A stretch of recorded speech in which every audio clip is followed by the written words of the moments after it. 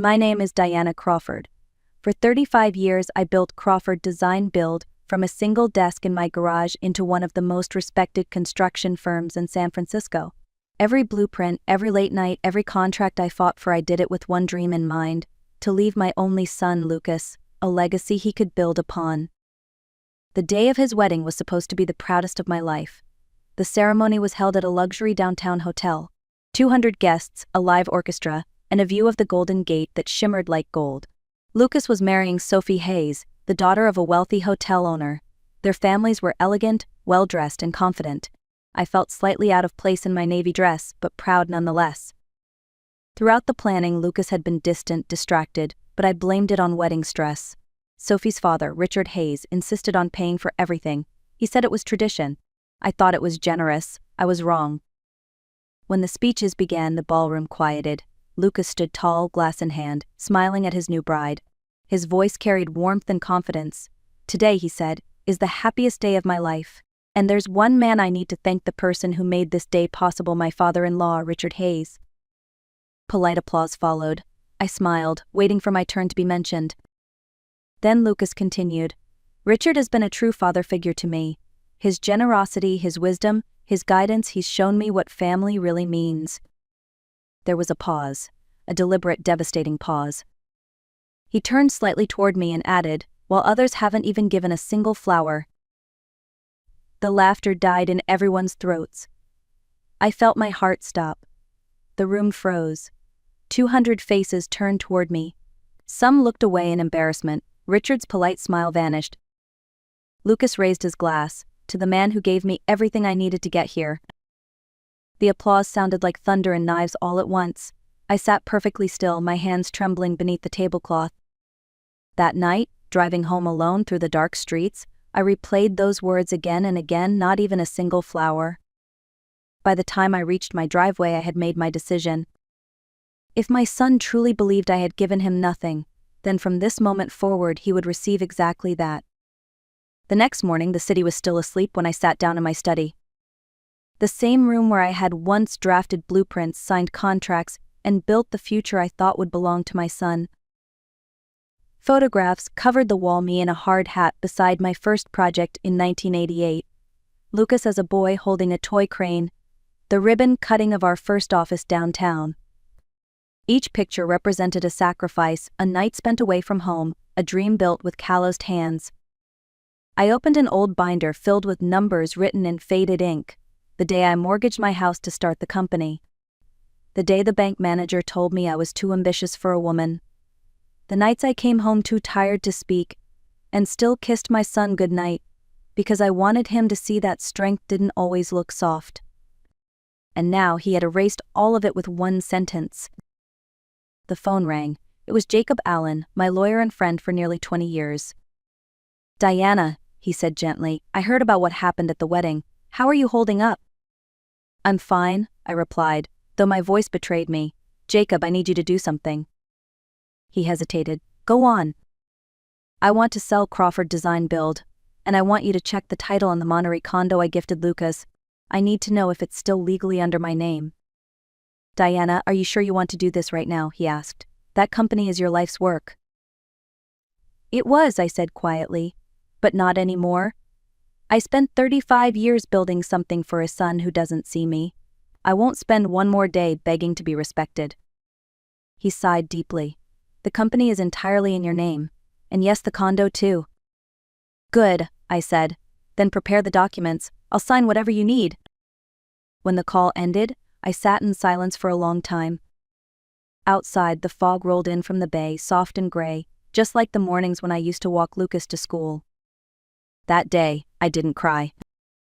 I simply stared at the city I had helped build and decided I was done letting it take anything more from me. 2 days later, I heard the sharp sound of tires against the pavement outside my gate. I didn't have to look to know who it was. Lucas always drove too fast when he was angry. He didn't bother knocking. The front door burst open, and there he was, my son, my pride, my heartbreak all at once. Sophie followed him, her eyes swollen from crying, clutching her purse like it might protect her.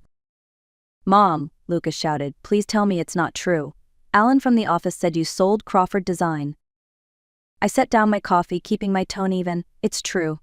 The papers are being finalized. His face went pale. You can't just, Mom, that company is my future. No, Lucas, I said softly, that company was your inheritance. There's a difference. He started pacing the living room, his voice rising. You can't destroy everything over one stupid moment. You know I didn't mean what I said. I stood and faced him. You said I hadn't given you a single flower. You said it in front of 200 people. That wasn't a moment, Lucas, that was a choice. Sophie stepped forward, her voice trembling. Mrs. Crawford, please. He's been sick with guilt. He didn't mean it, he was just nervous, trying to impress my family. I looked at her kindly but firmly. Sophie, nervousness reveals character. It doesn't create it. Lucas slammed his fist against the wall. So that's it. You're cutting me off. You're taking everything. I took a deep breath. I'm giving you exactly what you asked for nothing. His voice cracked. You'll regret this, Mom. I shook my head. Maybe, but at least I'll regret it with my dignity intact. The room fell silent except for Sophie's quiet sobs. Lucas stood there, breathing hard, looking lost for the first time in years. Then he asked quietly, what about the condo? The one you said would be our home. It's sold, I said simply. The papers were signed yesterday. He stared at me like he didn't recognize who I was anymore. Maybe he didn't. Maybe neither of us did.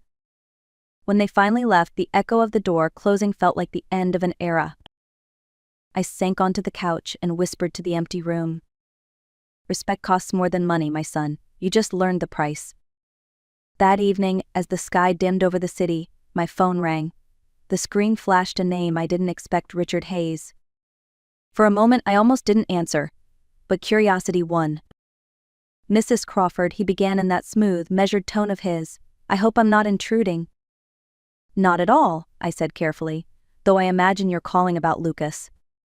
He paused. Yes, and about what happened at the wedding. I want you to know I was shocked. I never encouraged those words. Frankly, I was embarrassed by them. His voice carried a weight I didn't expect. Lucas made a mistake. A cruel one, but still a mistake. I was wondering if there's anything I could do to help mend things financially or otherwise. I let out a soft breath. Mr. Hayes, I appreciate your concern, but this isn't about money. He hesitated. You're right. It's about respect. That simple sentence made me pause. There was an understanding in his tone that few people ever offered me. I've seen this before, he continued. Children raised around comfort often forget the cost of sacrifice. My daughter did once, too. I reminded her that nothing worth having is ever free. A faint smile tugged at my lips. You're a wise man, Mr. Hayes. No, he said. Just a father who learned the hard way. For what it's worth, I admire what you've done. It takes courage to draw a line that most parents are too afraid to draw. For the first time in days, I felt seen not as a mother seeking revenge, but as a woman defending her worth. When we hung up, I stared out the window at the glowing skyline and whispered to myself. Maybe I didn't lose everything. Maybe I just stopped giving it away. A month later, I left San Francisco behind. The house, the noise, the skyline, it all belonged to another life. I packed what I needed, sold the rest, and drove through the desert until the air grew warm and still. Sedona, Arizona, red cliffs, endless silence, and a kind of peace that felt both foreign and familiar. I rented a small villa overlooking the valley. Mornings were simple, black coffee on the terrace, the sun creeping over the rocks, the smell of sage in the air. No deadlines, no board meetings, no expectations. For the first time in decades, my days belonged only to me. Sometimes I caught myself reaching for the phone to call Lucas, an old habit that refused to die, but I never did. Then one evening, as the sun bled orange across the desert sky, my phone buzzed. A message. Mom, I've been looking for work. Every interview reminds me how much you did for me. I'm sorry for what I said. I read it twice, my throat tightening. An hour later, another message appeared, this time from Sophie. He's changing. He's learning humility. He works long hours now, takes criticism, even thanks people. I think losing everything made him see what really matters. I didn't reply to either message. I just stood at the window, watching the last light fade behind the cliffs. For the first time, I wasn't angry anymore, just tired and oddly proud. I whispered to the desert air. Maybe this was the only way he could learn. That night, as the wind brushed against the windows, I closed my eyes and realized something. Silence can teach louder than any speech, and distance, if given with love, can heal more than forgiveness ever could. 4 months passed before I saw Lucas again. It was a bright February morning in Sedona. I was trimming the roses when I heard the crunch of tires on gravel. A white sedan stopped at the gate. He stepped out slowly, followed by Sophie. They both looked different, simpler, older somehow. The arrogance that once shadowed his face was gone.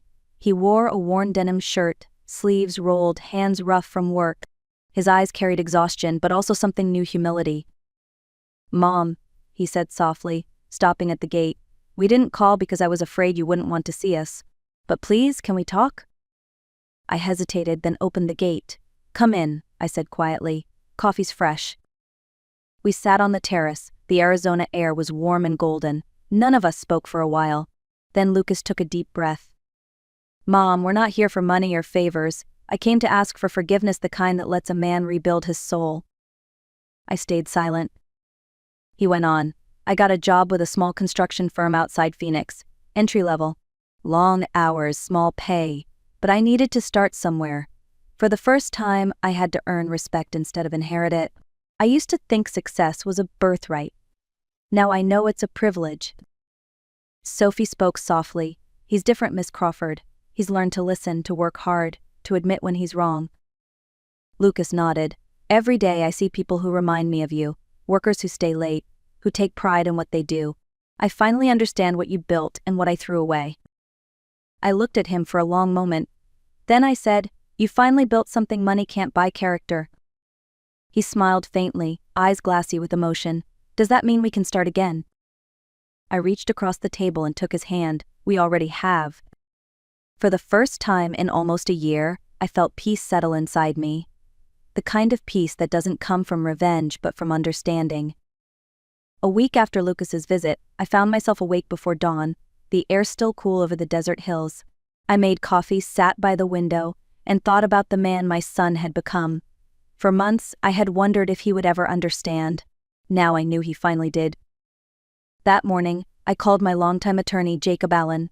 "Jacob," I said, "I want to start something new but smaller, simpler. Not Crawford design, something that belongs to both of us, built the right way this time." He hesitated. "You mean involving Lucas?" "Yes," I said, "but under very strict conditions, no inheritance, no handouts, just work." We spent weeks drafting the plan for a consulting firm that would specialize in sustainable construction. We named it Verdant Build Solutions. The startup capital would come from me, but Lucas would have to contribute 10% of his own savings and complete a full year of verified work before earning any ownership. When I sent him the proposal, I expected hesitation. Instead, his response came within minutes. "Mom, I accept every condition. I want to prove that I can stand on my own this time." True to his word, Lucas worked that full year supervising projects, solving problems, showing up early, leaving late. He didn't ask for advice, but sometimes he'd call just to talk about design or materials. His tone was calm, focused. By autumn, I received a letter from his supervisor. "Lucas Crawford has been one of our most reliable and respectful employees. His leadership is quiet but effective. He listens, learns, and leads by example." I sat at my desk holding that letter for a long time. A month later, we met at a notary office in Phoenix to sign the incorporation papers. Lucas wore the same old jacket from the day he first came back to Arizona, but his handshake was strong, his eyes steady. "Mom," he said with a small smile, "this time I understand what this means. Not just the business, the trust behind it." I looked at him and said, "Respect is earned, Lucas, but dignity that must be defended." He nodded. "And love, Mom, love must be rebuilt." We both smiled. No more speeches, no more apologies, just quiet understanding. The new foundation was laid, not of concrete or steel, but of something stronger, mutual respect. 2 years later, I visited the new office of Verdant Build Solutions in downtown Phoenix. The space was bright and simple, sunlight spilling through the glass walls. On one side, a group of young apprentices reviewed blueprints, kids barely in their 20s, all wearing hard hats with the Verdant logo. Lucas stood among them, explaining something with calm authority. His gestures were measured, his tone patient. For a moment, I just watched, quietly proud. When he saw me, his face softened. "Mom," he said, walking over with a smile. I didn't think you'd come so early. I like to see things before the day gets too noisy, I said. I reached into my bag and pulled out a single white lily. His smile faded, his eyes widening. Mom. You once said I never gave you a single flower, I said gently, placing it in his hands. Now you have one earned, not given. He stared at the flower for a long moment, emotion tightening his jaw. I don't deserve this, he whispered. You do, I said, because you finally understand what it means to build something that lasts. He placed the lily in a glass jar on his desk, right beside the company seal. It looked small there, fragile among all the blueprints and tools, but somehow, it belonged. As I looked around the office, I saw pieces of both of us in every corner, the precision of my design, the heart of his leadership. The company we had built together wasn't born out of inheritance, but out of humility. When I turned to leave, Lucas followed me to the door. Mom, he said quietly, thank you for letting me fall, and for trusting me to get back up. I smiled. That's what mothers do, Lucas. We build foundations even if our children have to rebuild the walls. Outside, the Arizona sun burned gold across the skyline. And for the first time, I realized the flower he once accused me of withholding had bloomed in both of us. People sometimes ask me if I regretted selling the company, walking away from the life I built, cutting my son off from everything I thought would secure his future. I always tell them the same thing. Regret is what people feel when they mistake comfort for peace. I lost comfort, yes, the routine, the control, the illusion that money could hold a family together. But peace is what I finally found. For 35 years, I believed love meant giving more time, more effort, more forgiveness. But love, real love, sometimes means stepping back. Sometimes it means letting someone face the world on their own, so they can learn what it takes to stand tall. These days I still live in Sedona. I still wake before sunrise, make my coffee, and watch the red cliffs turn gold. Lucas calls every Sunday, not out of duty but because he wants to. We've even shared a stage a few times, speaking at conferences about sustainable design. He always introduces me the same way. This is the woman who taught me that strength doesn't shout, it builds. Every time I have to turn my face slightly so the crowd doesn't see my tears. After one of those events, a young woman came up to me and said, Mrs. Crawford, your story made me call my mom tonight. I never realized how much she gave up for me. That moment reminded me why I told this story at all, not for revenge, not for sympathy, but for understanding. Because every parent who has ever sacrificed knows what it's like to be unseen. And every child eventually learns that love without respect is just dependence wearing a mask. If you've ever loved someone enough to let them go, then you already understand me. And if you don't yet, one day you will. Thank you for listening. If this story moved you, like, share, and tell me in the comments where are you watching from, and what would you have done if you were in my place.